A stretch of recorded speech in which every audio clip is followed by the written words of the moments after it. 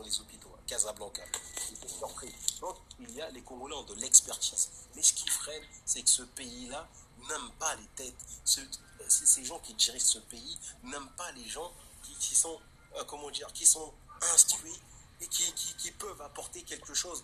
Ils mettent les bâtons dans les roues. Donc le jour où ils ne te focalise pas sur l'instant présent de Sassou en fait. Moi, je d'accord, mais le Congo à venir qui va arriver sous peu là. Justement, mais je te réponds. Mais définitivement, en fait, ce qu'on essaie de faire comprendre, je suis en train de te répondre. Ce qu'on essaie de faire comprendre, c'est que déjà pour le Congo à venir après Sassou, les gens sont prêts. Ils sont prêts. C'est-à-dire que diaspora Beto, qui met ça pour faire comprendre. Diaspora congolais, je ne te parle pas d'abord des idiots, mais je te parle en fait de la diaspora de manière majoritaire, diaspora congolaise, ils sont compétents. J'ai retrouvé un Congolais qui est champion, le roi de la tomate au Maroc. C'est ça. Dès qu'on a Burkina Faso, tu vas voir des Congolais qui investissent dans le bâtiment. Tu vas au niveau du Cameroun. Tu vas retrouver des ingénieurs congolais qui sont dans les BTP. En Côte d'Ivoire, partout dans le monde, maintenant, le problème avec étouffé Beto, ni, comment on appelle ça, ni gouvernement, parce que quand les gens viennent même avec des projets, parce qu'il y a des partenariats publics-privés, quand même les Congolais viennent, quand tu parles de la dette intérieure du pays, c'est-à-dire qu'il y a des Congolais même sur le terrain à Boala qui salam un projet, c'est-à-dire l'État me pèse le bambou, mais même utiliser ma propre fonds à Bao pour réaliser un certain nombre de projets. Pour que l'État maintenant un peu bambou là-bas, c'est des problèmes. Donc, c'est comme a dit Jefferson, le problème du Congo, c'est pas que le président est mal entouré, c'est lui qui est le problème. Donc, une fois qu'on le renverse, une fois qu'il va mettre à tout les Indiens, maintenant, c'est vrai que ça ne sera pas... Il y a aussi les tares de la population, il ne faut pas qu'on se montre. C'est-à-dire qu'il faut reconnaître aussi entre nous, il y a un égo. C'est-à-dire qu'il y a une guerre de positionnement. Mais merci on le peut faire table rase. Ce point-là, parce que j'allais écouter. Table rase, parce que c'est la conférence nationale. Une vraie conférence nationale. C'est-à-dire qu'on fait une table rase. Avant d'abord, on peut même une élection. Mais fixer objectif par rapport à Boal qui n'a qu'à dire est-ce qu'on va rester là donc ça va orgueil donc ça maintenant que moi je connais non, on va mettre un certain nombre de critères, on va mettre une transparence, on va mettre des hommes d'église, on va mettre aussi des gens traditionnels. Il s'agit de mettre aussi en avant le côté culturel. Les gens doivent jurer devant des trucs sacrés de la nation pour ne même pas y même 5 foyers à mort à l'État. Allons-y aux élections, maintenant, les compétiteurs vont manifester, effectivement, projet avancer sur la base des idées et la base aussi de la confiance que tu inspires au peuple, que le peuple fera son choix. Mais dire que notre diaspora aussi, la diaspora est déjà prêt. Il était prêt. Quand je vois les gens comme les frères Mounam, je pense à une Gizoba. Quand je vois des gens comme les Bax, je pense à une Gizoba. Bax, que je te dis là, Bax, c'est un des champions. Et même si champion, il y a, comment on appelle ça? Il y a jeu concours, il y a Lukeni Out. TikTok. Tu sens qu'il y a de la matière. Quand tu écoutes la dame, là, comment on l'appelle Kikizip. Mais tu écoutes tu écoutes une autre Congolaise. Ne te fie pas en fait avec le 1%, bien le 0,5% de la population qui sont en train d'insulter. Non. C'est pas ça le Congo. Maintenant, pour être pragmatique, par rapport à la situation actuelle, et puis je veux remettre la parole aux autres qui veulent aussi intervenir, moi ce que je veux dire c'est quoi? C'est que le vieux là, il va se mordre tout le temps. Parce qu'effectivement, il veut jouer les équilibristes, mais ça ne marche pas dans un monde aujourd'hui. Libérateur. Oui. S'il vous plaît. Juste répondre à une question que tu as posée. Oui, vas-y, papa. Vous savez, quand vous parlez de la diaspora, ce n'est pas la question. La diaspora congolaise, elle est bien installée là où elle est.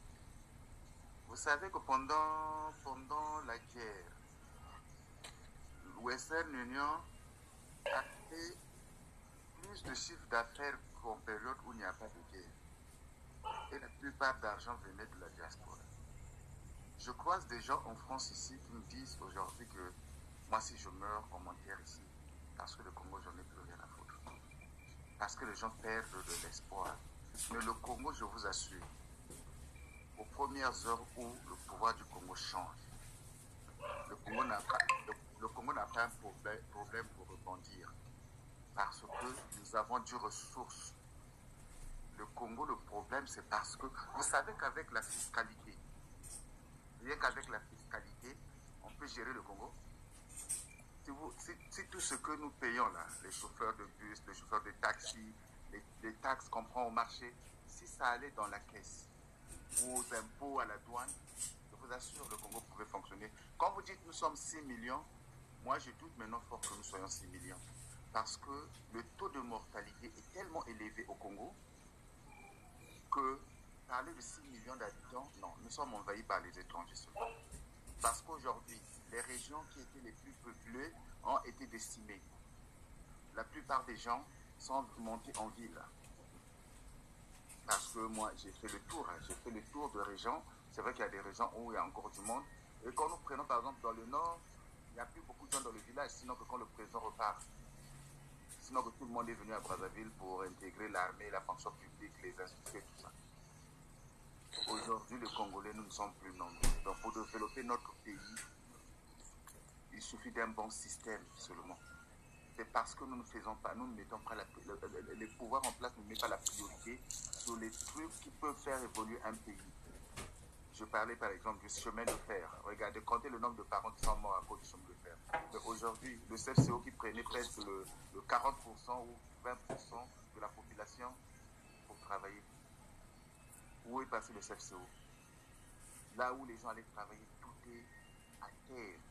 Mais si on a une bonne gouvernance, je vous assure, la diaspora, les Congolais, il y a longtemps qu'ils ont commencé à voyager et ils se sont formés partout où ils sont.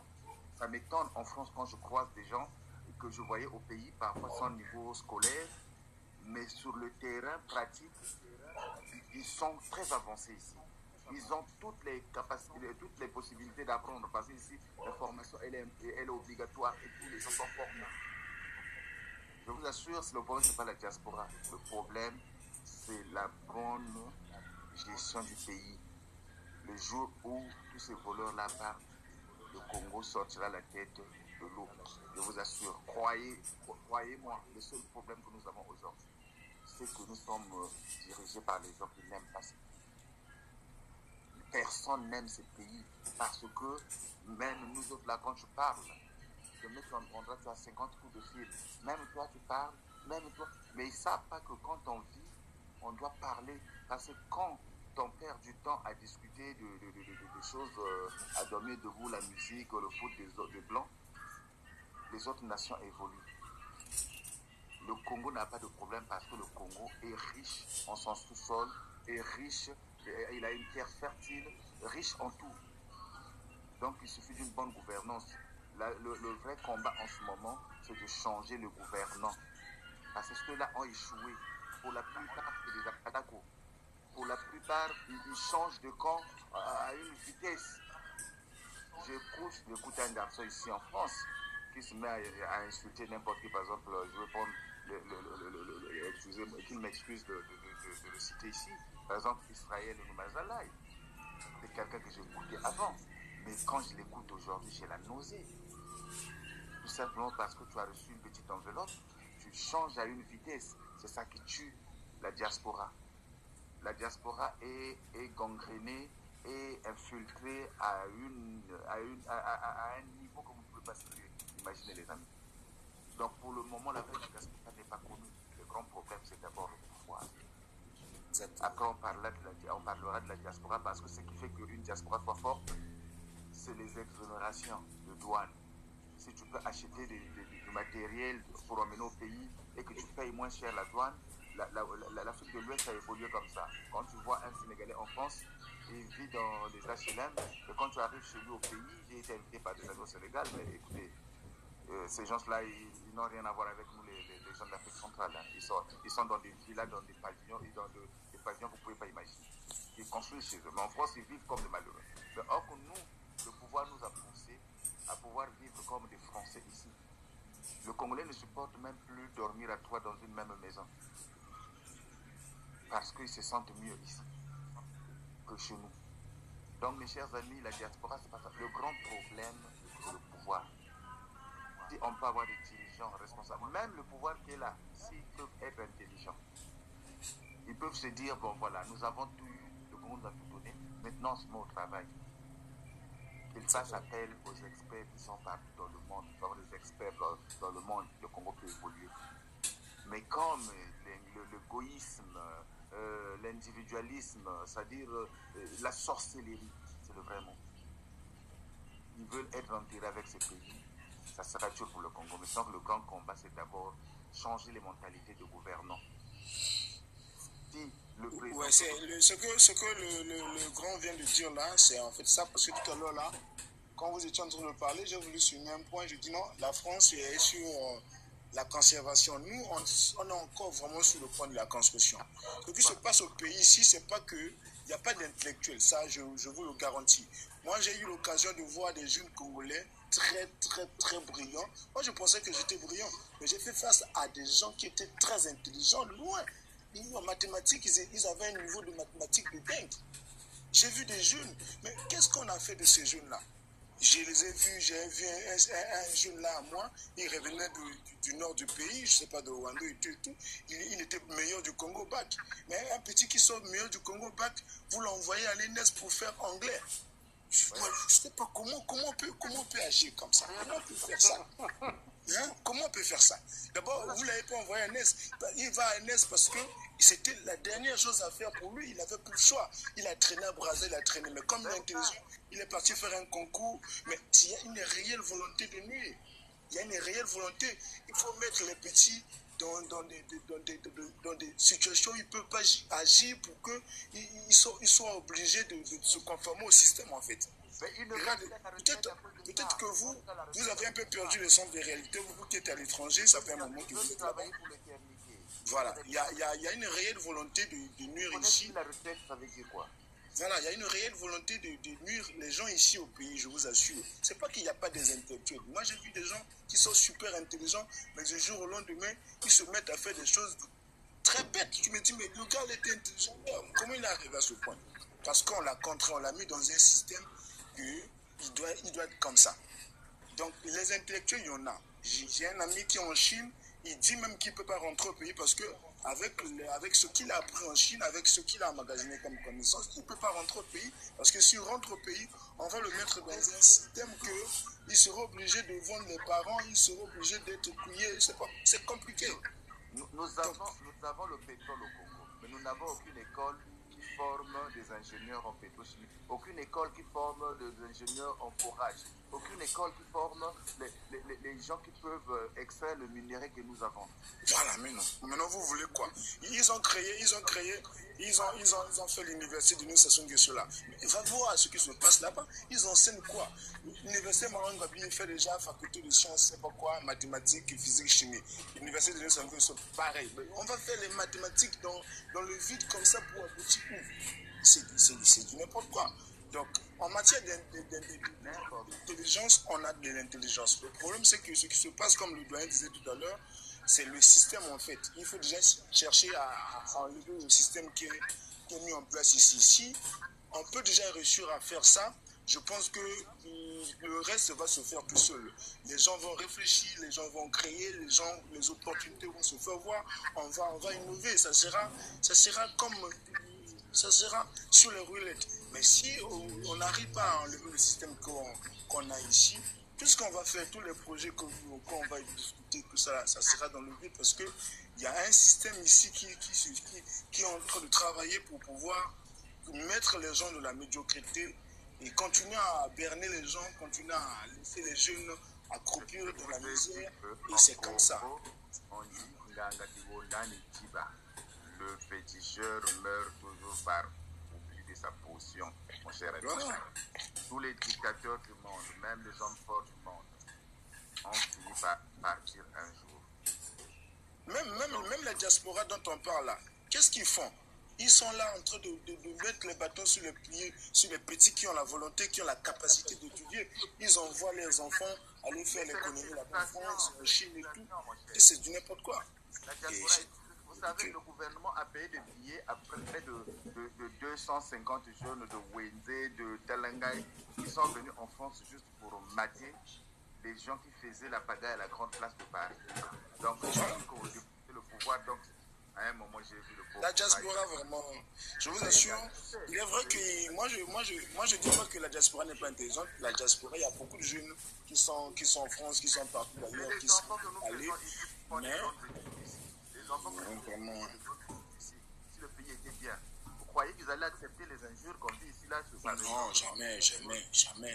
Jefferson, tu fais bien de relever ce point. Jefferson, tu fais bien de relever ce point. Et c'est ce que j'allais dire d'ailleurs. Le jour où ce pays, où le jour où on va se débarrasser de ce système, nous allons traîner nos enfants avec nous. Nous les emmènerons au bled, on viendra avec nos enfants et nos frères et sœurs. Il n'y a que ça à faire. Voilà, nous les emmènerons au Congo, ils viendront de force avec vous pour venir reconstruire ce pays-là. Ne vous inquiétez même pas. Et une chose, Jefferson, s'il te plaît, juste une dernière chose, je voulais dire une dernière chose. Et il y a une chose que les gens oublient également, c'est qu'aujourd'hui, c'est pas les gens de la diaspora qui croupissent dans la misère au Congo. Les gens de la diaspora, quand ils luttent, quand ils mènent ce combat-là, pour lequel pour certains se donnent corps et âme, comme des gens comme Faye, comme Chris, c'est parce qu'ils veulent le bonheur des Congolais qui habitent au Congo. Ils veulent que le Congolais qui habite au Congo se soigne dans les meilleurs hôpitaux. Ils veulent que le Congolais qui habite au Congo ait une vie décente. Ils veulent que le Congolais qui habite au Congo ne manque plus d'eau, d'électricité ni de travail. Voilà, le combat c'est celui-là, c'est parce qu'on veut que les Congolais qui habitent au Congo soient bien, qu'ils arrêtent de croupir dans la misère, qu'ils arrêtent d'être martyrisés, malmenés par la police, par des bébés noirs. Et ça, pour le pouvoir en place, c'est un péché grave. Ça, c'est un péché qui mérite la peine de mort. Mes chers amis, vous savez qu'est-ce qui crée les bébés noirs dans un pays? Mais moi, doyen, regarde, Jefferson, moi personnellement, quand les gens racontent cette histoire du bébé noir là, je ne suis pas content, je ne cautionne pas ce que les bébés noirs font, ça je vous le dis, mais moi je pense que c'est un problème qui a été créé. Parce que regardez, quand tu arrives dans un quartier de Brazzaville comme... ça se crée, mon frère. Voilà, ça se crée. Si tu arrives dans un quartier de Brazzaville comme tu viens dans n'importe quel quartier du Brazzaville, tu peux partir, hein, tu peux essayer de tourner et tout. Tu ne vas pas voir vraiment des heures de jeu ou un petit stade de basketball, de football. Il n'y en a pas. Une jeunesse en perte d'identité. Au fait, qu'est-ce qui voilà. se passe? C'est le gouvernement qui a créé ce système-là. Pourquoi? Quand le père n'a plus la force de la monnaie dans la maison, il perd son autorité devant les enfants. Les jeunes filles font la pute, le jeune garçon cherche à se remarquer. Nous, quand on a grandi, on avait l'ONU, on avait des espaces de jeu, on avait les... Voilà, on avait ce que je disais. Aujourd'hui, ça n'existe plus. Les parents ont perdu l'autorité devant les enfants, ils n'ont plus la politique financière. L'enfant même gagne même plus d'argent que le papa quand il va même braquer, quand il va tuer les gens. Non, toi tu vas le dire comprends. Avec quelle facilité on tue les gens au Congo maintenant? Dès que vous attrapez un voleur, vous voyez la brutalité de le brûler, de faire ce que nous avons. Tout ça, c'est ce phénomène-là. Le bébé noir, regardez un enfant. Quand vous avez un enfant hyperactif, qu'est-ce qui se passe? Il court partout, il casse tout dans la maison. Il se fait remarquer. C'est ce qui se passe avec la jeunesse là. Ils n'ont rien à faire. Très tôt, il y a des grands-pères qui ont eu des doctorats, des licences, ils ne font rien avec. Ils se disent que même si je vais à l'école, je vais aller, même si je gagne tout ça, ça ne va me servir. Mais je refuse. Il n'y a rien fait, ça ne va servir à rien. Voilà. Il n'y a plus d'ambition. Et voilà. donc, au lieu de les tuer, on aurait dû créer une école comme existait le Voikou dans le temps. On les envoyait là-bas, on reformatait leur tête. Mais regardez, on arrive à un degré quand même de médiocrité. On arrive à un degré de médiocrité très grave dans ce pays-là. C'est qu'on attrape quelqu'un, on le brûle aux yeux et aux yeux de tout le monde regarde. C'est très grave. Hein. On arrive à un degré de sauvagerie. Tu as des locs, on t'arrête. Tu as ceci, on t'arrête. C'est compliqué. Comment on peut... On arrive à un degré de médiocrité. C'est compliqué. C'est dingue, je n'ai jamais vu, hein. Moi j'ai jamais entendu ça. Comment on peut arrêter quelqu'un parce qu'il est locks? Oh non, deux fois de fois. Mais c'est compliqué, c'est compliqué. Kalala, s'il te plaît, en fait, tout le temps, c'est moi, le bas, tu nous plus sa parole, moi, là. Oui, mais vas-y. Vas-y. Chris Butu, on te laisse la parole. Merci beaucoup. Déjà, bonsoir à tout le monde. Bonsoir à toutes les personnes qui ont pris la parole. Bax n'est plus là. Mais bonsoir à tout le monde, ceux qu'on a l'habitude de retrouver dans les panels et tout. En tout cas, déjà, je voulais répondre à la question de la diaspora. Il faut comprendre qu'on a déjà une diaspora qui est qualifiante. On a une diaspora qui est qualifiante. Personne ici peut douter de ce que je dis là. La diaspora congolaise, elle ne se limite pas qu'en France. La diaspora, c'est toutes les personnes qui sont en dehors de leur pays, qui sont hors des frontières. Et la diaspora congolaise, que tu pars en RDC, que tu pars au Sénégal, que tu pars ailleurs, c'est les Congolais, quand ils sortent, ils partent toujours pour ajouter en plus à ce qu'ils ont déjà dans leur vie. Donc ça peut être soit de la connaissance, ça peut être soit du business. Mais ce qui est sûr, c'est que cette diaspora-là ne part pas comme ça en dehors de frontières, juste par plaisir de partir. Donc cette diaspora-là, elle est qualifiante. Ça, je peux vous le dire. Et on peut juste s'écouter entre nous pour comprendre qu'il n'y a pas de tonneau vide ici. Là. Il y a bien des gens, peu importe leur secteur, ils ont appris quelque chose. Ils ont copié quelque chose de leur environnement. Et ça, vous le voyez. Certains, même quand ils essaient de rentrer, ils essaient de faire quelque chose. Même quand on leur verrouille partout, tu vois qu'ils essaient même de mettre en place même certaines activités dans l'immobilier, c'est-à-dire avec l'achat des parcelles, des maisons de locataires. C'est de l'investissement. Les gens pensent que l'investissement, c'est d'abord les tours Eiffel ou quoi. Non. C'est toute action qui vise à vouloir l'autre là quelque chose de nouveau dans ce qui existe et tout. Donc l'investissement, les Congolais le font. Mais non, sauf qu'on doit comprendre qu'on est dans un système autocratique. Et lorsqu'on est dans un système autocratique, la première des choses que veut le système autocratique, c'est étouffer toutes les intelligences qui ne rentrent pas dans leur ligne, dans leur idéologie. Et c'est ça le malheur chez nous, c'est que le malheur chez nous, c'est que dès qu'ils ont réussi à revenir par la voie que nous connaissons, la première des choses, ils ont forcé certains à sortir du pays. Et ce n'est pas les moindres aussi, hein, ces personnes qui sont sorties du pays. C'était quand même des intelligences qui sont sorties sur le pays, soit des élites politiques, soit des élites économiques. Vous connaissez, et ils ont tué les champions nationaux qui existaient à l'époque. On connaît beaucoup de personnes qui ont fait leur renom suite à l'activité économique, soit dans les business et tout. On a connu pas mal de noms.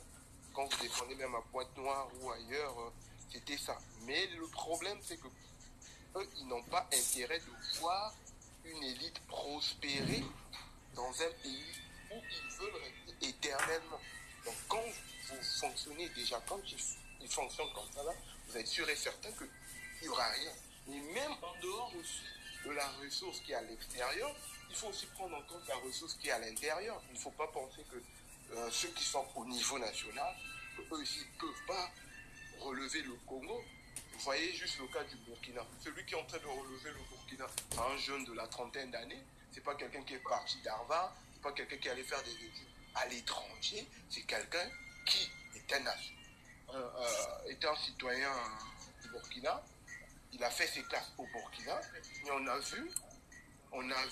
en train de voir les résultats. Donc il faut aussi compter sur la ressource nationale. Certes, l'éducation a été difficile au Congo-Brazzaville, nous connaissons l'université, mais il faut croire à la capacité des Congolais à s'auto-former, à trouver des alternatives aux difficultés qu'ils rencontrent au niveau national. Et les Congolais sont brillants. La ressource nationale peut relever aussi le Congo. C'est pas parce que Sassou et ses amis ont échoué volontairement qu'il faut croire qu'il n'y a pas une possibilité de relever le pays avec ceux qui sont au niveau national. Si, au niveau du Congo, il y a bien des gens, si ces médias qui ont pris en otage le pays ne sont plus là, vous verrez des gens faire des choses incroyables. Et c'est ce que, je crois, Bax expliquait pour dire que oui, la Chine, c'était ça. Certains, quand le système était difficile, ils sont allés à l'étranger, mais ils ont composé avec les forces qui étaient allées à l'étranger pour acquérir de la compétence, peu importe le secteur, et ils ont composé aussi avec des champions qui étaient restés au niveau national. Et au Congo, ça existe.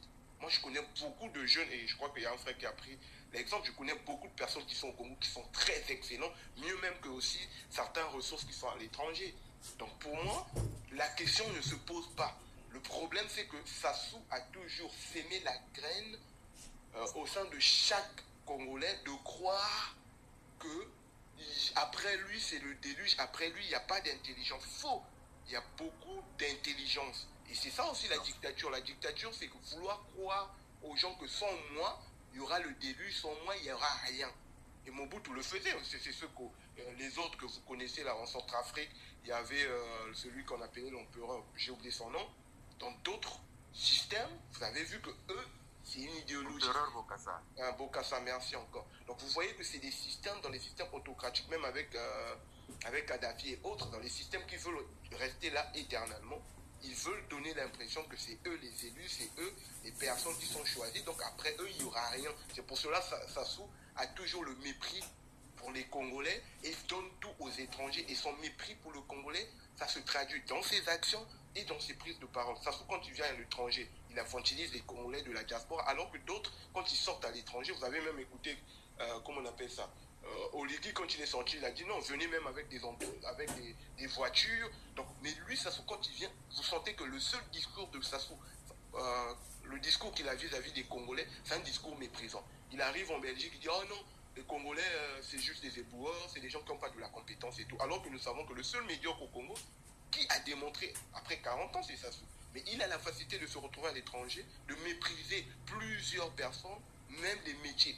qui sont valorisés à l'étranger. Vous voyez même le métier des boueurs est valorisé à l'étranger. Mais lui, vu que c'est un Toto Mamadou, je pèse bien mes mots, il l'a démontré à travers le nombre d'années que nous connaissons, ben, il a la facilité, il a ce complexe d'infériorité-là qui le pousse à infantiliser tout le monde, à minimiser tout le monde et à insulter tout le monde et à manifester une forme de mépris.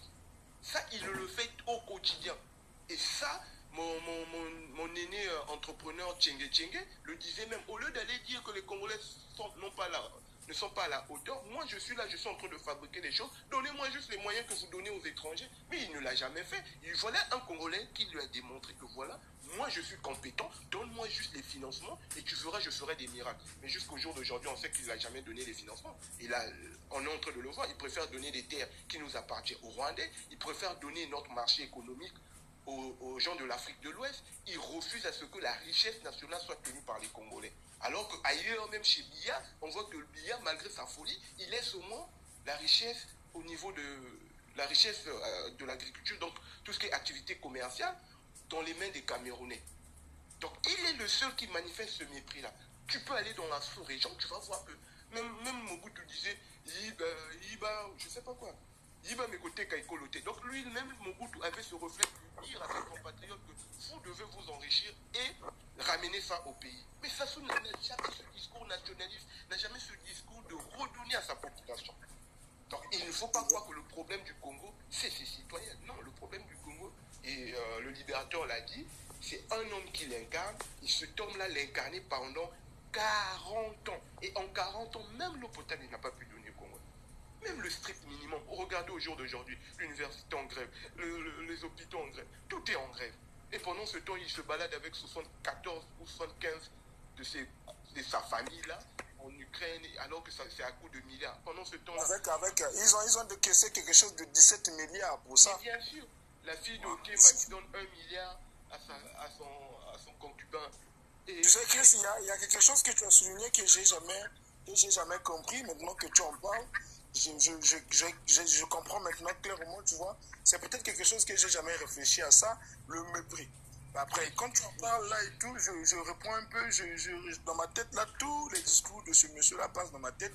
Il a toujours manifesté un grand mépris envers le Congolais. Je vous demande de faire ce travail-là. Regardez. Ça, c'est le mépris. C'est-à-dire qu'il y a un mépris de... C'est comme si c'était... Il nous a demandé de planter des safons. C'est le mépris, c'est le mépris. Il n'a que du mépris, hein. Il n'a que du mépris pour nous. Il n'a que ce mépris. C'est même ça le problème. Parce que même les dictateurs, regardez un monsieur comme Kadhafi, il est vrai que Kadhafi quand même a fait la dictature et tout, mais quand même il y a eu des résultats. Kadhafi, le Libyen, c'était pas quelqu'un qui allait mendier, voilà, qui était là. Non, voilà, quand même, tout le monde a vu ce que Kadhafi a fait. Mais je vous ai dit, même Mobutu, dans sa folie, tout le monde a vu. Mais pas mes côtés qu'écoloté. Donc, il y a de dire à sa population, ramenez ce que vous pouvez avoir à l'étranger pour le pays. Imaginez, nous les Congolais, nous serons les travailleurs de Rwandais. Donc, le Rwandais est mais quel type de mépris on peut encore avoir envers nous? Ça, c'est du mépris. Ça, c'est du mépris. Donc, on va prendre les Rwandais pour venir faire l'agriculture ici. Ça, c'est quel type de mépris? Donc, ils seront les chefs d'entreprise, nous, leurs travailleurs, ils vont nous acheter, ils vont nous envoyer en prison si on blague. Et il est content. Lorsque nous avons reçu les Rwandais au Congo comme des va-nu-pieds, aujourd'hui, ils vont être à notre tête de nous diriger. Mais il le fait déjà. Regardez la zone. Regardez frère, tu sais combien les Congolais, je vous donne le chiffre, vous savez combien le Congolais il touche combien avec les Rwandais à Yamba? 200 francs l'heure. 200 francs l'heure. Moi qui dis, je suis acteur de la société civile, on a fait un travail de l'autre monitoring sur le terrain. Le Congolais, il travaille à 200 francs l'heure auprès des Rwandais. Les jeunes qui travaillent là, à 200 parce que francs l'heure. La vraie question qu'il faut se pose aujourd'hui, est-ce que vraiment ce monsieur est congolais? C'est même la question qu'il faut qu'on se pose. Parce que ça nous pousse même à ça. C'est même la question, est-ce que vraiment il est congolais? Si au Congo, vous connaissez combien de Sassou au Congo en dehors des gens de sa famille? Franchement. Hein? Non, mais pour moi, sincèrement pour moi, j'ai essayé même d'analyser le travail de chaque président qui est passé au Congo, qui est resté au moins à la gestion. Je n'ai vu personne qui a ce mépris manifeste comme ça. Sincèrement. Et analyser son discours. C'est jamais le discours à valoriser le Congolais. C'est jamais le discours à donner l'opportunité aux Congolais. C'est toujours le discours des reproches, c'est toujours le discours insultant, c'est toujours le discours dénigrant, oubliant que c'est lui qui a la gestion, c'est lui qui doit impulser le changement, c'est lui qui doit créer les conditions. Écoutez par exemple son discours là, en fin d'année, il disait quoi? Même pour le football, il dit non, c'est pas la faute de son beau-fils là, mais c'est la faute de tout le monde. Mais à quel moment le contribuable congolais, le Congolais qui est là, qui met son argent pour le football, est responsable des choix médiocres de son beau-fils? Mais tu vois qu'il va toujours culpabiliser le citoyen qui souffre et épargner son petit groupe et son bien-être à lui. Donc à quel moment maintenant, lui, il se définit comme étant un Congolais? Dans ses actes, on ne le voit pas. Puisqu'on est là, en 40 ans, il n'a même pas rendu, même pas 5 Congolais riches de manière à ne pas trop dépendre de lui. Les riches du Congo, c'est ceux qui volent dans les caisses. Alors qu'ailleurs, les riches, c'est ceux qui créent de la richesse. Allez-y voir au Nigeria. Allez-y voir, même au Côte d'Ivoire, on a des jeunes entrepreneurs qui créent de la richesse. Ce qui est très dangereux, les gars, ce que je vous explique, c'est que ce qui est très dangereux, c'est qu'on a installé un climat de haine ici au pays. Aujourd'hui, là, il y a la haine, il y a tellement de haine, on est tellement haineux à tel point que si tu as l'argent, l'idée c'est seulement chercher à te venger. Aujourd'hui, on a cette culture de la vengeance là et tout ici, et que ça devient vraiment comme il reste seulement que quelqu'un allume seulement pour que tout le monde le feu s'ébrase. Parce qu'actuellement, le climat de haine qui règne au pays ici, c'est compliqué. C'est la vengeance. C'est pour ça que tu vois que même quand on nomme un monsieur là, il a un petit poste là, la première chose qu'il doit faire, c'est aller se venger, aller ravir la femme du voisin, aller. Et c'est comme ça. Ça devient cette histoire de mépris, de haine, ça devient partout. Et c'est avec ce comportement, avec cette façon de faire là, je pense qu'on peut absolument rien faire. Parce qu'actuellement, on ne peut rien construire de la haine. Moi, j'écoutais ce qu'il disait, il disait, moi, je cherche à diriger de sorte à ne pas inspirer la haine aux autres. Mais quand vous avez un monsieur qui est en tête du pays, vous avez un certain groupe qui sont là, ils inspirent la haine. Parce qu'aujourd'hui, je pense que, moi, personnellement, je vous le dis cash, hein, il y a une certaine haine, au moins, une certaine haine de révolte qui voilà. Je ne pense pas qu'un certain, tous ces gens, j'ai la haine honnêtement, si j'ai de la haine. Mais tu sais à quel moment cette haine-là naît? Cette haine-là naît au moment où il y a des injustices et ces injustices ne sont pas punissables. Voilà. Je te prends un exemple simple. Regarde la question des terres. Qui allait signer ces questions de terre? C'est Sassou et son fils. Mais oui. Dis-moi, est-ce que tu as entendu Sassou se prononcer depuis que tout le monde est en train de se plaindre là? Non, il ne prononce pas. Il nous fait passer pour des ridicules. Et puisqu'il ne se prononce pas, tu sais qu'est-ce qu'il fait? Il vous laisse maintenant entre vous ethnies, taper dessus. C'est ça. Il va maintenant envoyer des leaders de chaque ethnie aller parler de la question là, jusqu'au point où il est allé même tromper, il est toujours dans la démarche de duper, tromper même l'église pour que demain les gens se fâchent même contre l'église. C'est ça. Ce temps-là, lui, il est pour lui percher là-bas. Et quand tu vois les acteurs qui sont rentrés en jeu, parmi ces acteurs-là, c'est qui? Il est allé faire le choix des acteurs de l'opposition que vous connaissez. Tchatchi Mabiala. Paf, ils ont pris Tchatchi Mabiala. Tchatchi Mabiala, papa, on a tapé sur l'opposition pour montrer qu'on ne peut pas faire confiance à l'opposition là. Puisque c'est ça la démarche. Quand il envoie certaines personnes, c'est justement pour que nous manifestons une haine face à l'entité qui représente cette personne-là. Il a envoyé Tchatchi Mabiala. Vous avez même écouté le discours de Kone Makosso où il reprochait à certains pour dire que même le seul qui a parlé, c'est Tchatchi Mabiala. Mais pourquoi il a insisté là-dessus? Parce que justement, Tchatchi Mabiala représente une institution qui est censée être du côté du peuple. Quand il finit là-bas, il fait quoi? Il encourage donc des acteurs, dont même des acteurs de la musique qui sont venus jouer l'agenda politique pour barrer la route à la mobilisation et la contestation qui est en cours concernant les terres, où vous avez vu les concerts qui commençaient à se multiplier, où Rogaroga est rentré dans la cadence avec la ministre qui est venue distraire là. Une fois cette étape-là est finie, il a envoyé qui?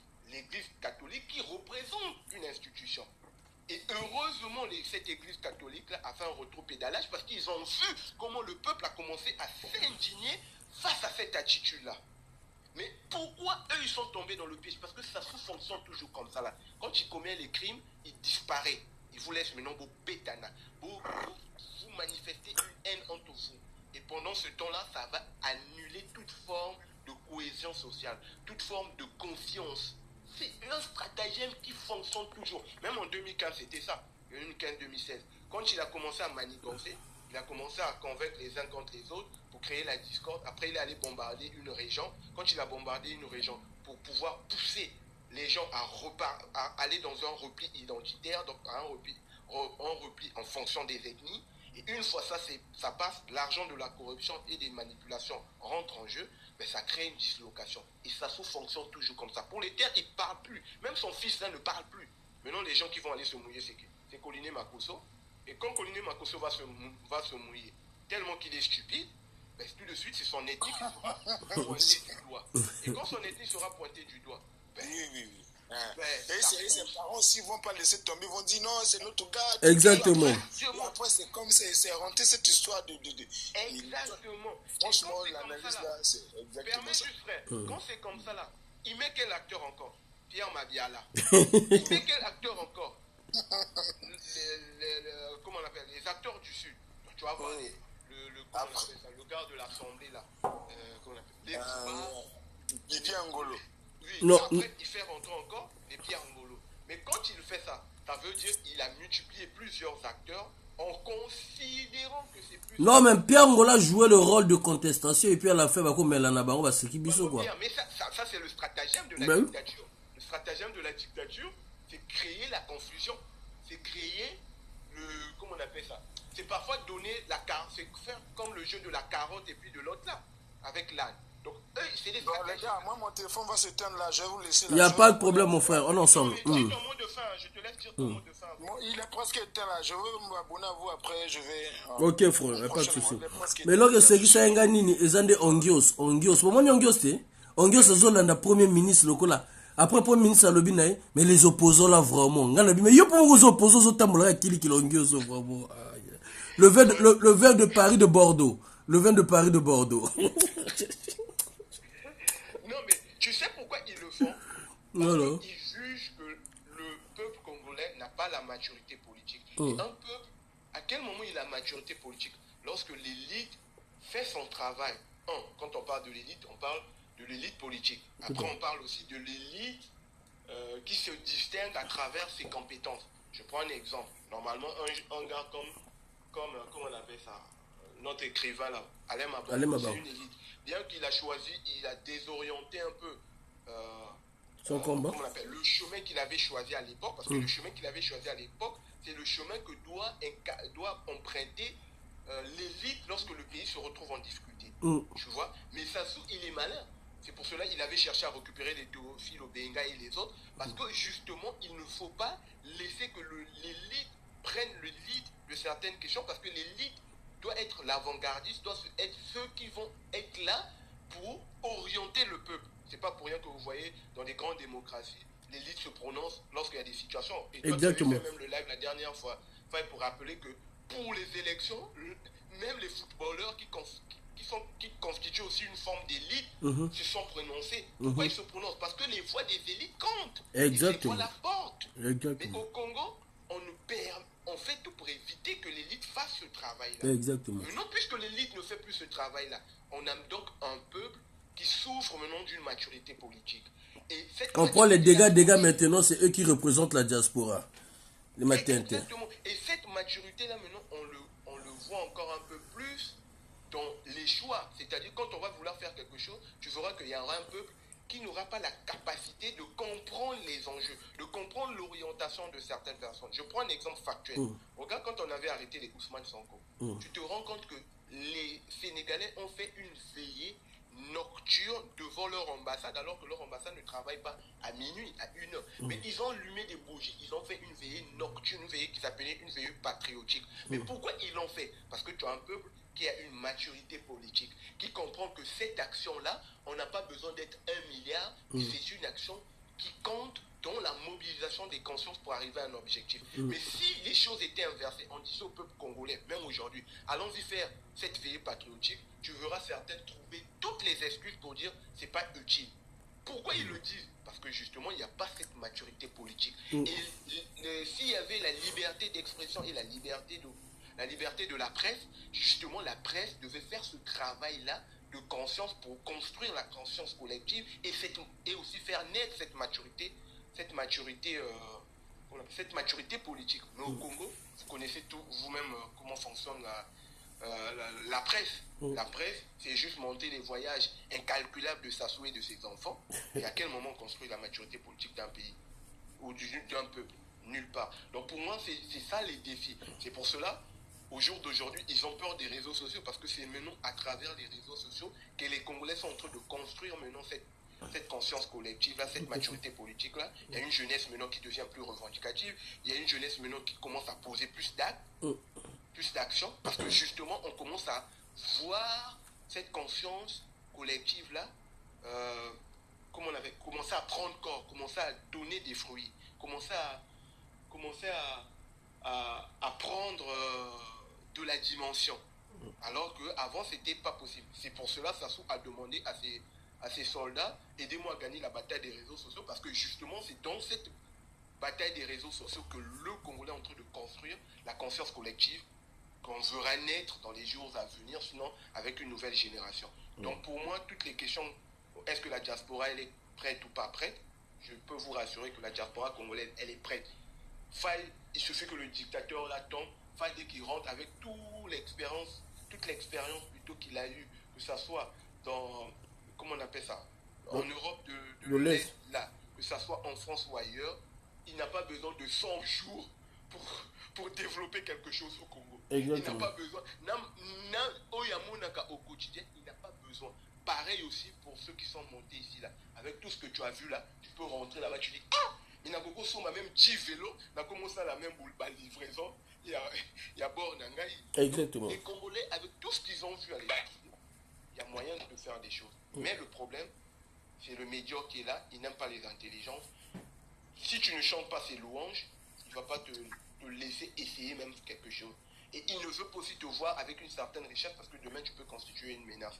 Donc voilà ce que j'avais à dire. Mais pour moi, les Congolais sont prêts. Que ceux qui sont à Dakar, ils sont prêts. Ils ont vu comment ailleurs ça se fait.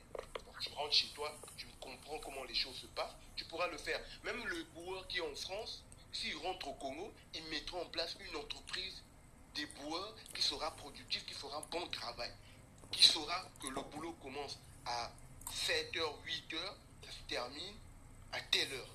Il ne va pas tricher parce qu'il a une exigence de travail. Exactement. Donc voilà ce que j'avais à dire sur cette question-là. Et merci à toutes les personnes qui m'ont laissé le tour de parole. Je laisse la parole aux autres. Bravo pour ton intervention en tout cas. Vas-y, vas-y. Je vais remarquer un truc, c'est que j'ai remarqué que les Congolais sont de plus en plus unis. Et j'ai l'impression que les failles de Sassou, ces erreurs sont en train de souder les Congolais. Je sais pas, hein, c'est un constat que j'ai fait. Avant, dès qu'il y avait des lives, ou dès qu'on parlait autour d'une thématique, il y avait toujours des gens qui venaient en bas pour essayer de venir contredire. Depuis qu'il y a eu cette histoire de terre, ouais, ça a réuni les Congolais, ouais. Voilà, les Congolais se sont fédérés et ils sont unanimes, ils parlent tous d'une même voix. On n'en veut pas de cette histoire d'accord, on n'en veut pas de ces Rwandais chez nous. Et ça fait plaisir de voir ce genre de choses. Exactement. On a rarement vu les Congolais unis. Et de voir ça, ça fait chaud au cœur. D'ailleurs, c'est ça qui a poussé Papy d'aller chercher sa sécurité en Russie. Hein. Effectivement. Et moi, ce qui m'a surpris, c'est, enfin, je te le dis, il y a des gens, des militaires, qui m'ont dit, vous qui parlez sur Internet, etc., n'arrêtez pas, continuez à parler de cette histoire de terre, n'arrêtez pas. Parce qu'il y a des choses qu'on ne peut pas accepter dans la vie. Tout à fait. Voilà, une terre, c'est quelque chose de sacré. Exactement. Une terre, ça ne se donne pas, ça ne se vend pas. Exactement. En tout cas, ça fait plaisir de voir des Congolais unanimes. Exactement. Voilà un peu ce que je ouais. Et tu constates même aussi dans cet élan-là, lorsqu'on attaque même certaines ethnies, les Congolais maintenant, ils disent non. Hein. Oui, ils disent non. Ils disent non. Ah ouais, c'est ça. Ah oui, hein. On est là, on peut se prendre la tête, mais si on voit que quelqu'un monte là, il commence à attaquer telle ethnie, tout le monde est unanime pour dire non. Ouais. C'est pas ça le sujet. Exactement. Donc pour moi, je me dis, fallait ma TikTok être là depuis 2015. Ah, t'es voilà, ça va AVC. Ma vie, elle va me mettre ma coussée. Je laisse la parole au C'est bon, Chris. Oui, ben Chris, moi-même, je l'ai constaté tout à l'heure quand j'ai parlé de la partie sud. J'ai été attaqué. Et parce que les gens ne savaient pas que moi-même, je faisais partie de ces sudistes-là. C'est quand je suis revenu pour éclaircir. Quand je suis revenu pour éclaircir, les gens se sont apaisés. Mais sinon, c'était déjà l'attaque. Non, laisse le sud, laisse pas Congo, laisse... Je dis, eh bien, moi-même, un vrai Congo de Congo. Mais je parle à mes frères. J'ai voulu être attaqué tout à l'heure.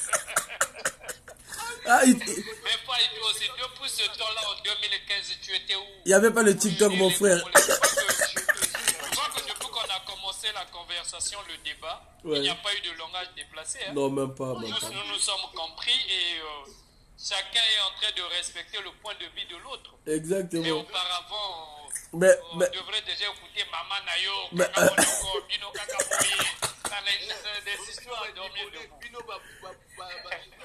Mais enfant d'Afrique, dès qu'on lobby à Bongo, on arrive à se comprendre. Enfant d'Afrique, dès que tu as dit ça, tu n'avais même pas fini. Il y a le gars, le fils de la promesse, il y avait le promesse. Il a envoyé la demande. Direct, il est rentré, il a dit, bon, j'ai un truc à dire vite fait. Mais là, on a tous compris que... Ouais. Excusez-moi les frères. Mais tu vois, quand il a dit ça, lui, il y a des frères qui sont montés qui n'étaient pas forcément du Sud. Exactement. Qui n'étaient pas d'accord avec ça. Ils n'étaient pas forcément du Sud. Hein, mais ils ont Enfant d'Afrique il a voulu dire, oh, attendez, on dit d'abord, attends d'abord, je finis, attends d'abord. Non, mais ça fait plaisir de se dire comme ça. Bon. Exactement. Bien que certains jeunes ont encore peur de monter sur les directs de faille, de peur qu'ils soient détectés. Mais moi, il y a... Nous qui avons ce courage, on sait que nous avions choisi un chemin de non-retour. Exactement. Parce que quand nous nous affichons sur les directs, quand nous nous affichons déjà sur les directs de faille comme ça, ceux qui sont au Congo, je pense que demain, ça sera déjà la chasse, hein, parce qu'on sait comment ça se passe. Non, mais là quand même, ils ont amélioré leur système. Sincèrement, nous ne faisons rien. Voilà. On parle de notre pays parce que ce pays avance. C'est notre pays, c'est l'amour qu'on a pour ce pays-là. Puisque si on était des gens qui sont foutés de ce pays, on n'en parlerait pas. Parce qu'il y a des gens dans cette diaspora, il y a des gens un peu partout dans le monde. Bon, je ne dis pas qu'ils n'aiment pas le Congo, hein, mais il y a des gens qui ont jeté l'éponge, qui ne parlent plus du Congo, qui Bien sûr. n'ont plus en entendre parler. Nous, on en parle parce que c'est notre pays. On veut que ce pays évolue. On veut que les Congolais qui vivent dans de meilleures conditions. On veut que même ceux-là qui dirigent ce pays, demain, quand ils quitteront le pouvoir, qu'ils soient dans les meilleures conditions, qu'ils vivent bien. Et on le fait aussi pour C'est ça, c'est ça. Exactement. Mais moi, je me suis posé une question. Comment Papi peut vendre le pays, une partie du pays, à un pays aussi pauvre que nous, un petit pays comme le Rwanda, pauvre par rapport à ce que nous avions comme richesse, mais le Rwanda se permet d'acheter. Papi a un complexe, c'est tout. Mais en dehors du Si nous avions plus d'argent. Mais en dehors du complexe, mon frère, mais il faut comprendre aussi que le Papi, tout ce qu'il veut pas, c'est qu'après lui, que les gens découvrent tout le mal qu'il a fait pour le Congo, parce que les Congolais ne vont même pas lui laisser avoir l'opportunité d'avoir une tombe au Congo. Voilà. Exactement. Mais vous n'avez pas constaté la majorité des trucs que ces anciens ont laissé au pays. Il a toujours voulu reproduire la même chose, mais malheureusement, il y a un Babi ici, Maraté. Bien sûr. À chaque fois, c'est ce qu'il cherche à faire. Même le truc de la corniche, les gens ne croyaient pas. Mais la fois dernière, j'ai vu une émission que Bamoni va crâne, Bamoni a crâne à moto, nous autres à moto. Na nini la corniche là. Parce que ça la cérémonie là. Mais pour la corniche, moi je peux confirmer, il y a eu un jeune de Bakongo à Tsanga. Il vivait dans la rue Berlioz, en face d'une boutique de j'ai oublié son nom, mais c'est juste sur l'avenue de la commune de Bakongo, en face de la commune, la rue Berlioz allant. Il était décédé là-bas, jusqu'à aujourd'hui on n'a jamais retrouvé son corps. Je te dis, Babouma va te belé kuna mo koloka kono viol là accueilli, ba le tumbo là on va cadavre belé. Mais leader, tu te rappelles de l'époque où on avait retrouvé comment on appelle, plus de 500 ou 700 cadavres abandonnés à la mort. À la mort. On disait que non, c'était des familles qui ont abandonné, alors que nous connaissons que les Congolais n'abandonnent jamais leurs cadavres. Ouais, bien sûr. Tu te rappelles de l'époque là? Bien sûr, je me rappelle. Après, Bakenda Okunda Bango, on pagaille ceux qui n'ont auquel. Exactement. Bakenda Okunda Bango, on pagaille parce que c'était difficile d'identifier. Exactement. C'est les exécutions sommaires de Sassou. Regarde, je vous donne une confidence et vous pouvez aller le vérifier. Vous allez voir, Sassou s'attaque à la jeunesse congolaise au point de les éliminer physiquement. Je vous jure. Allez-y vous intéresser au rapport des droits humains pour essayer de voir le bilan de quelqu'un qui parlait ici du taux de mortalité. Vous allez voir que ce taux-là touche particulièrement les jeunes. Et parmi ces taux-là, il y a aussi, comment on appelle ça, des exécutions sommaires, des cas de torture. Et même là, le CAD a fait encore une sortie là. Il a montré encore que la courbe est en hausse. Allez-y par exemple lire les 3 derniers rapports, même du CAD, sur les violations des droits humains. Vous allez voir les jeunes qui sont ciblés, c'est des jeunes de 15 ans à 25 ans ou encore jusqu'à 40 ans. C'est des jeunes qui subissent les exécutions sommaires. C'est pour cela que vous voyez que dans leur opération leur opération la coup de poing, une fois de plus, qui est la cible, c'est les jeunes. On arrête quelqu'un sous la base que tu as un tatouage, on t'arrête. Donc, arrêtez parce qu'on a un tatouage. Arrêtez parce qu'on a l'ox. Arrêtez parce qu'on a coiffure à tendance. Et ça, c'est la jeunesse qui est la cible. Mais derrière cette jeunesse-là, c'est quoi? C'est que quand on élimine la force du futur, c'est-à-dire la force de l'avenir d'un pays, c'est qu'on a un projet de remplacement derrière. Ouais. C'est pour cela que vous voyez qu'ils sont en train de ramener des étrangers. Parce que justement, on a une volonté de contrôler la masse de la population pour remplacer cette masse de la population là par une masse que l'on veut.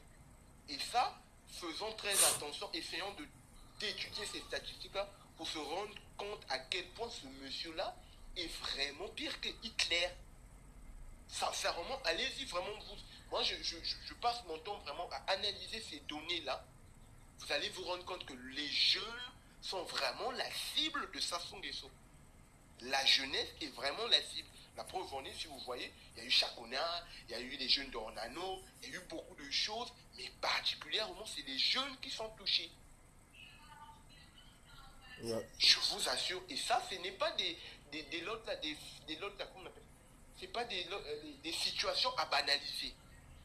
Parce que lorsque des actions se multiplient et que l'échantillon choisi, c'est la jeunesse, c'est qu'il y a un problème là. Je vous assure, je vous invite à les lire, même quand vous voyez le rapport de Amnesty International sur le dos de l'actrice, vous allez voir la situation sanitaire derrière, c'est des jeunes qui étaient touchés. Vous avez vu les jeunes qui sont allés étudier à l'étranger, qui sont rentrés, c'est des jeunes qui étaient directement impactés. Et vous voyez même la mortalité infantile. Actuellement, les gars là, comment on appelle, le collectif associé a fait un rapport sur la santé. Vous allez voir la mortalité infantile, elle est élevée. Et c'est élevé pourquoi? Parce que les maternités sont dans des situations catastrophiques. À Goma Tchétché, les femmes accouchent à même le sol. Et c'est actuellement une association CANI qui essaie de trouver des financements parallèles pour essayer de faire une carte de santé communautaire pour aider les femmes à accoucher. Donc le programme, que ça soit avait dit non césarienne gratuite, ce n'était qu'une escroquerie. Derrière, c'est la population qui est en train de payer le prix. Et ça, j'insiste, je vous invite à aller faire ces recherches, des données chiffrées. Vous allez voir que la jeunesse congolaise est la cible préférée de ce système-là. Je ne sais pas vraiment, je suis en train de pousser plus loin la réflexion, mais j'insiste, allez-y voir la courbe des violations des droits humains de 2021 à 2022. Vous allez voir, la courbe, elle est galopante, qui touche les jeunes. Quand tu prends de 2022 à 2023, que tu prends même le CH et des autres structures Amnesty International et tout, vous allez toujours voir que c'est la jeunesse qui est là. Je ne dis pas que les vieux ne souffrent pas, si, il veut aussi éliminer les vieux qui ne servent plus à... qui pèsent dans le truc social, c'est-à-dire les retraités. Ils veulent vite aussi les envoyer sous la tombe. Donc il veut éliminer les plus vieux qui ne sont plus dans son système et qui sont une charge pour l'État, mais aussi s'occuper des jeunes. Et derrière, maintenant, il y a ce projet-là de ramener les étrangers que vous connaissez. Je n'ai pas besoin de les citer, sinon on va me taxer de xénophobe. Mais lorsqu'on supprime déjà les visas pour les ressortissants du Rwanda, ça veut dire beaucoup de choses. Quand on leur laisse une superficie qui est 6 fois la capitale, qui est 6 fois la capitale de Brazzaville, qui est combien de fois Pointe-Noire, ça veut tout dire. Même une entreprise en Occident ne peut pas avoir autant de superficie. Donc c'est pour vous dire, en fait, on doit se poser la question de se dire, mais comment ça se fait que la jeunesse est la cible et qu'on donne une superficie qui est 6 fois la taille de notre capitale à des étrangers? Quelle est la volonté de ce dirigeant-là à laisser 6 fois ça? On parle quand même de 6 fois la taille d'une capitale. Une capitale déjà comme Brazzaville, c'est quand même des millions de personnes. C'est plus d'1 million de personnes. Si je ne dis pas de bêtises, quelqu'un peut me recadrer. Donc si Brazzaville peut accueillir déjà 1 million plus de personnes, et imaginez maintenant on donne 6 fois la superficie là à un pays étranger. Si ce n'est pas pour une démographie, c'est pourquoi alors? Parce que ces terres-là ne seront pas là juste pêle-mêle comme ça là. Je vous pose maintenant la question, j'espère que certains pourront me donner aussi des éléments de réponse. Si c'est juste pour l'entreprise, pourquoi donner 6 fois la taille de sa capitale? Ça encore, c'était quand on ne compte pas les autres superficies. Parce qu'ils ont donné plusieurs superficies. C'est quand même dans combien de départements? C'est 4 départements, si je ne dis de bêtises. Niari, la Bouenza, le Poul, et l'autre, c'était quoi même? Donc vous voyez que sur plusieurs départements là, quand on fait le total, c'est quand même 6 fois Brazzaville. Mais 6 fois Brazzaville, c'est juste pour le business. Posons-nous la question. Excusez-moi. Allez-y. Bon, en fait, en ce qui concerne le Rwanda, au départ, moi, j'avais fait l'analyse. Je me disais que c'était pour le soutien de Denis Christet Sassou Nguesso. Et quand j'ai appris que Papi va en Russie, je me suis dit, bon, le Papi se prépare. Une fois que la France lui rejette, avec les Rwandais qu'il fait rentrer au pays, c'est ces Rwandais qui seront en connivence avec la Russie pour combattre les Congolais. Et là, j'ai vite compris que l'analyse des Rwandais, moi, je pense, c'est peut-être beaucoup plus pour attaquer la RDC. Ouais, c'est la RDC, hein. C'est la RDC qui est visée. C'est la RDC qui est voilà, visée. c'est beaucoup plus pour attaquer la RDC. Mais Et le problème, c'est pourquoi vendre à la place de faire la location. Oui, mais S'il parlait de la location, on devrait comprendre. Mais la vente... Même la location, non. Mais tu sais, Sassou ne se limite pas qu'à un seul objectif. C'est pour cela qu'on a toujours sous-estimé Sassou et il est resté éternellement. Sassou va lancer un projet et il vise plusieurs objectifs. L'objectif de la RDC figure parmi ses objectifs. En dehors de l'objectif de la RDC, il y a l'objectif aussi de conservation de pouvoir, puisque dans ces accords-là, allez écouter ce que Mongala disait, et allez écouter ce que... il y a la sécurité dedans. Comment? Il y a Les accords militaires. l'accord militaire. Exactement, il y a des accords militaires, mais il y a des accords aussi politiques. Et dans ces accords politiques, allez-y voir le 16e congrès du FPR, le PCT était invité là-dessus. Mais dans ces accords politiques-là, c'est à peu près ce que l'autre là, comment on appelle, Poutine est allé signer avec la Corée du Nord. C'est des accords politiques, c'est-à-dire si on nous attaque, toi tu nous défends, ainsi de suite. C'est ce qu'ils sont allés signer, Poutine allait signer. Donc ça fout dans ces accords, il y a plusieurs intérêts. Il y a l'intérêt de la RDC, c'est clair. Si je retrouve des vidéos qui sont partagées sur Twitter, dans X, vous allez voir que depuis longtemps même, Sassou disait non, jamais il va trahir la RDC, mais il y a eu vote face à la dernière minute. Si je retrouve ces vidéos, j'avais retrouvé ces vidéos-là, mais j'ai oublié de faire un contenu là-dessus. J'en ai expliqué ça. Excuse-moi. Oui, vas-y. Moi, j'ai l'impression que ce papy noir est en train de jouer à un jeu dangereux. Pourquoi je dis ça? C'est que lui a pris le risque de signer des accords avec le Rwanda. Le Rwanda, qui est le bras armé, qui est le pays, je dirais, le pays vassal de l'Occident. Exactement. Il va signer des accords avec eux, il leur cède des terres. Et à côté, le mec va en Russie et se permet de tenir le discours qu'il a eu en Russie.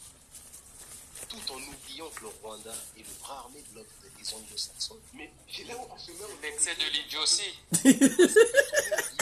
C'est l'excès de l'idiotie. Les occidentaux, là, les anglo-saxons et les occidentaux, le ont juste actionné le bouton Rwanda pour en finir avec lui. Mais bien sûr. Exactement. Et c'est là où nous menons, permets-moi une minute, c'est là où maintenant nous on peut tomber dans le piège de la RDC.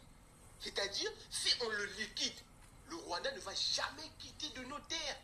Et une fois qu'ils le liquident, ils ont déjà infiltré le système. Là maintenant, ils vont faire monter leurs gars. Et quand ils vont faire monter leurs gars, on se retrouve dans le même scénario. Avec la RDC.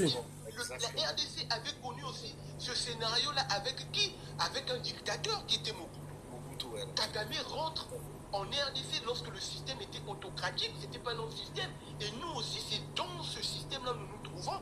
C'est pour cela que je dis toujours à certaines personnes, c'est vrai, ça fait mal quand certains vignerds d'en face nous insultent, je généralise pas.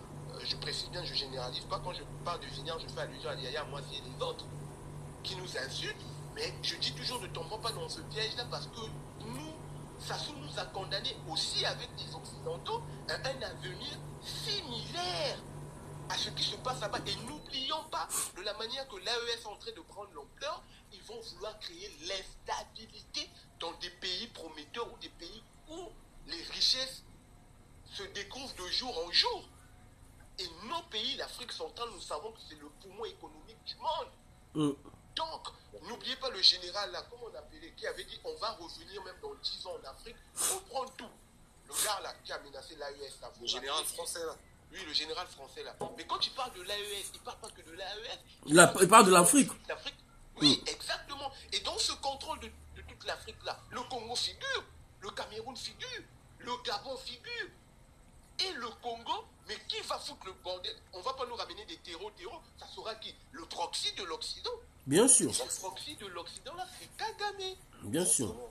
Et ça, les Congolais ne comprennent pas. Et c'est pour cela, quand ils mettent déjà Angelina Jolie ou bien Eva Jolie là, comment on appelle Ils sont contents en plus. Hein. Le pire, c'est qu'il y en a qui sont contents, qui félicitent. Ouais, Angelina Jolie, Mourenga, elle est en train de Angelina Jolie. un travail excellent. Oui, mais Ebax, les idiots sont toujours contents d'être dirigés par un étranger. Parce que déjà, c'est pour la première fois au monde, qu'on voit un ministre délégué par le président, donc un ministre étranger, qui va représenter un pays, un président d'un pays dans un autre État. Donc, elle est rwandaise, va représenter le Congo-Brazzaville. Est-ce que c'est le Congo qui représente ou c'est le Rwanda? Mais tu sais, ça c'est déjà une faille de sécurité dans un pays, parce que celui qui gère la diplomatie d'un pays gère le pays en quelque sorte et connaît les failles de sécurité de ce pays-là.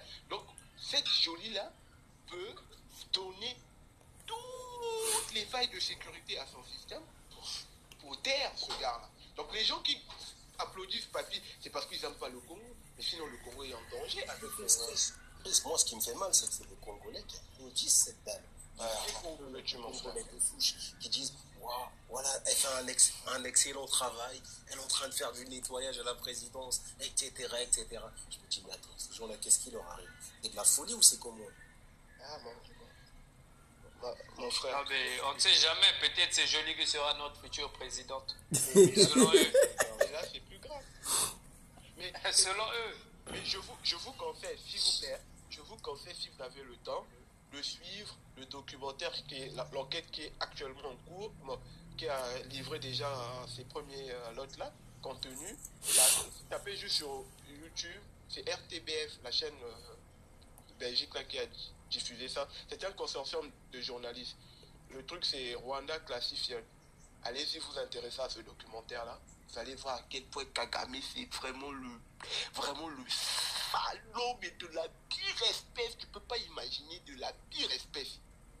Et quand tu suis ce documentaire là, tu peux pas dormir quand tu sais que Sassou deal avec ce gars là. Le gars là peut fumer Sassou à n'importe quel moment. Mais Sassou aime les décorations. Bon, t'as le temps à Kendaga na Rwanda va décorer. Il est partout va décorer. À quel côté tu vois? Donc, quand la Ligue pas qu'il de Sénégal, Koko Naya, petit Joma qui vient de prendre le pouvoir.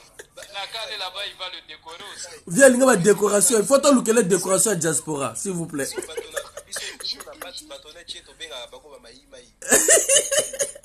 Non, mais à part humour, les frères. Ali, mais on a le but. Tout le que les mois médailles, on a un château rouge, tout le Et puis ce qui est bizarre, c'est lui qui peut arrêter les jeunes par rapport à leur coiffure. Et ils ne se rendent pas compte que sa coiffure là, il n'y a que lui et les gars qu'on a dans ce pays. La coiffure de Sassou, ils sont que deux. Il n'y a que lui et Ndengue. Sinon le reste sont autre coiffure. Il fallait commencer par l'arrêter lui-même qui a une coiffure de string qu'on ne peut même pas expliquer aux enfants. Imagine, l'enfant te demande papa. La coiffure du président, là, on appelle ça comment? Pour qu'il derrière, il est là, ou je sais pas, dedans, ou tu vas expliquer comment on fait ça. C'est compliqué ce pays. En plus, ma coiffe à Congolais, même il y a RDC. Mais Sassou n'est pas congolais. Si les gens peut-être peuvent l'ignorer. Sassou, c'est un centrafricain qui a été rapatrié par sa maman, qui est venu prendre le vieux Nguesso comme mon mari.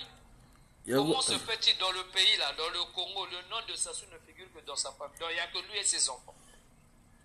Le nom de Sassou, il n'y a que lui et ses enfants. On retrouve ce nom en Centrafrique et en Côte d'Ivoire. Ouais.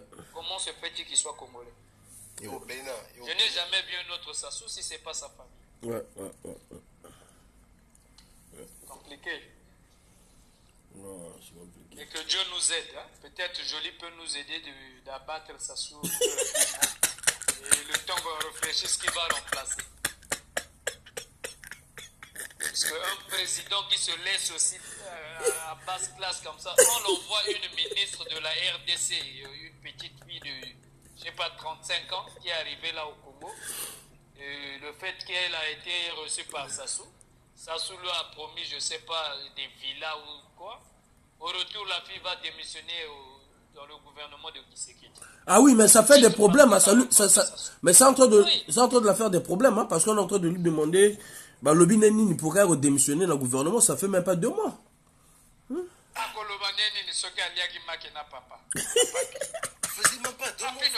De ce côté-là, ah oui. Il nous représente. Ah oui, de ce côté-là, le vieux là. Mais voilà pourquoi il met du yombo. Le vieux là n'a pas de cheveux blancs, mon frère. Il n'a pas de cheveux blancs. Bissoté n'a pas de fois pembe dans l'exil, mon frère. Mande fois pembe. Oh. Non, à côté, on a papa, on a te passé le sac.